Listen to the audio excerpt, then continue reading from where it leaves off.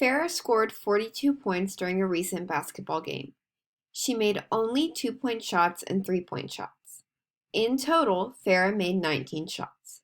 Create two unique equations that model the number of 2-point shots, x, and the number of 3-point shots, y, that Farah made in the game. So here they're asking us to write a system of equations because they say to create two unique equations. So they've already defined our variables for us. They told us that x is going to be the number of 2-point shots Farah made, and they tell us that y is going to be the number of 3-point shots that Farah made. They tell us that right here in the question.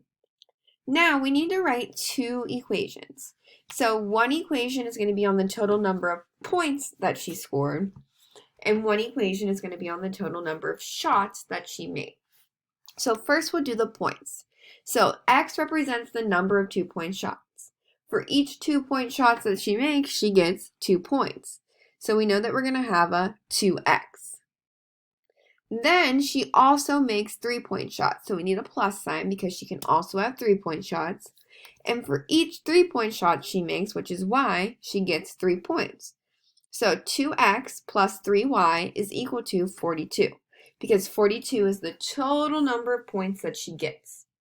So you take 2, you multiply it by x, or the number of 2-point shots that she made, and you take 3 and you multiply that by y, which is the number of 3-point shots that she made.